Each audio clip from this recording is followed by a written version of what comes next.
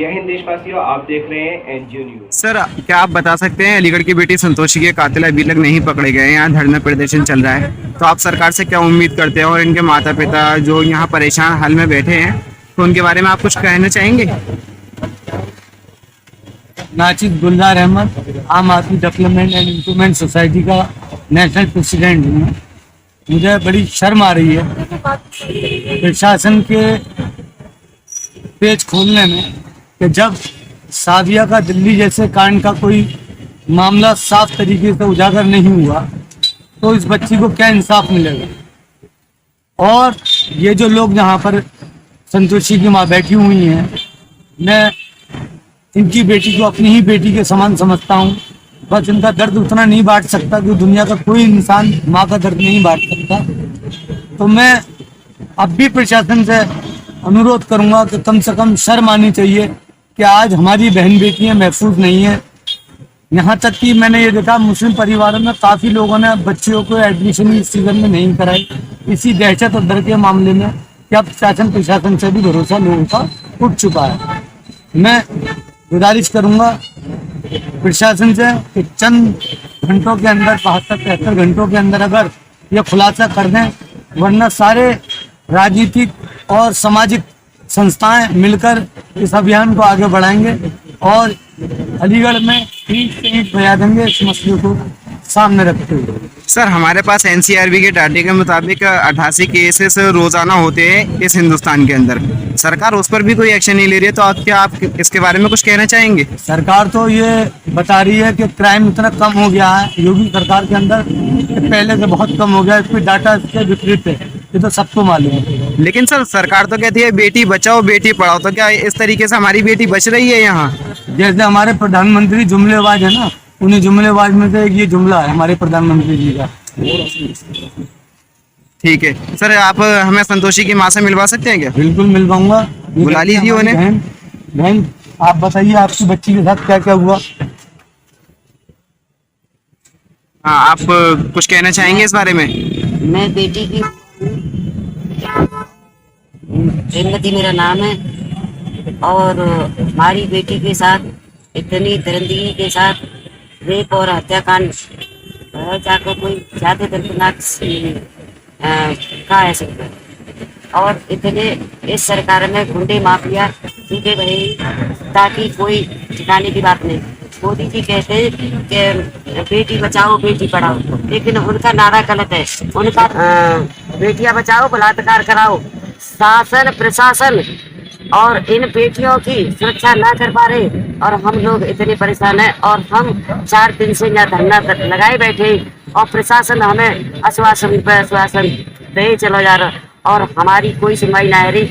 और हम यहाँ जब तक बैठेंगे जब तक हमें बेटी का न्याय नहीं मिलेगा। कितने दिन हो चुके आपको यहाँ बैठे हुए? हमें 20 तारीख से हम अनिश्चितकालीन धरना पर बैठे रहे। 20 तारीख से आपके प्रशासन ने कोई सुनवाई नहीं की अभी तक? कोई सुनवाई नहीं हो रही और मैं कोई अभी सरकार से उम्मीद पानी का टेंट और हमारा यहाँ कल पानी का टैंकर आयो वो भी वापस कर दो और लाइट की व्यवस्था करी वो भी पुलिस प्रशासन ने वापस कर दी और हमारी कोई ना सुना और हमारी बेटियों की हत्या करी जा रही है। वे पहले क्या सरकार के बेटी नहीं है, सरकार के योगी जी के मोदी जी के बेटी नहीं है तो क्या उनकी माँ और बहन नहीं है? तो हमारी बेटियां सुरक्षित नहीं है और उनका नारा गलत है। मैं तो यहाँ तक कहूंगी कि उनका नारा गलत है। वो अपने इस बागो राज में अपने में संभाले कि गुंडे माफिया इतने कवरेज करे जाए कि गुंडे माफिया इतने छूटे रहे। अगर उनको फांसी डंडे पर लटकाया जाए तो अपने देश में कोई ऐसी दरिंदगी न होगी और बेटियां हमारी सुरक्षित रहेंगी। शासन और प्रशासन हमारी मांगों की पूर्ति करे, हमें न्याय दे। अगर हमें न्याय नहीं मिलेगा तो हम दिन और रात यही अपनी चाहे जान गंवानी पड़े चाहे हमें धरती में मिट्टी में मिलना पड़े, लेकिन जब तक हमें न्याय नहीं मिलेगा जब तक हम यही पे धरना लगाए बैठे।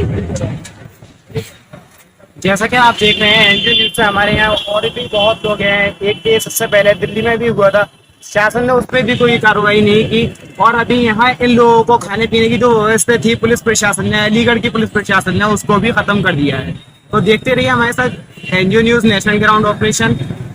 जैसे कि अभी हमने संतोषी की माँ का बयान लिया और एक एनजीओ से गुलजार अहमद साहब का बयान लिया था, ऐसे आप भी आम आदमी पार्टी से हैं, भ्रष्टाचार आम आदमी, तो आप तो कुछ कहेंगे इस बारे में? भ्रष्टाचार आम आदमी नहीं है, आम आदमी पार्टी है। पहली तो आम आदमी पार्टी है, ये आप भ्रष्टाचार को खत्म करने के लिए आई भ्रष्टाचार है। खत्म करने के लिए आई है, वही चीज है। हाँ जी, हम लोग यहाँ पर हर उस लड़की के लिए बैठे हैं जिसको जिसका शोषण किया गया है, जिसको इंसाफ नहीं मिला है। हम आम आदमी की तरफ से, पार्टी की तरफ से यहाँ बैठे हैं। और मैं भी एक माँ हूँ, मैं भी एक बच्ची की माँ हूँ, मेरी 1.5 साल की बच्ची है। अगर हमने आज भी आवाज नहीं उठाई तो आगे आने वाला समय कैसा।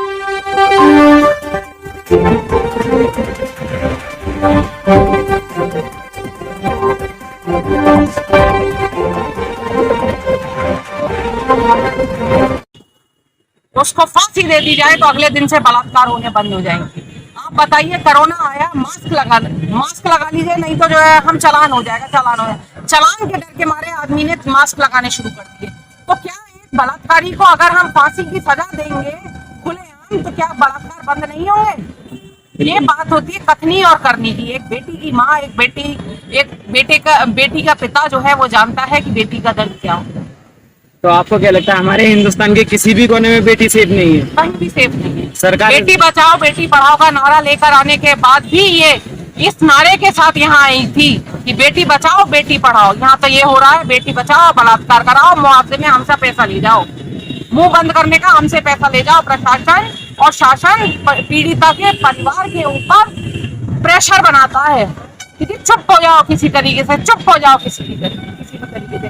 आप एक चीज बताइए, अभी हाथरस का कांड हुआ, क्या उस अपराधी को सजा दी गई? उसके बाद कितने सारे अपराध हो गए। एक किसी अपराधी को हम ये कि कानून व्यवस्था हमारी, हमें कानून पे विश्वास है, लेकिन हमें ये भी मालूम है कि कानून व्यवस्था भंग हो।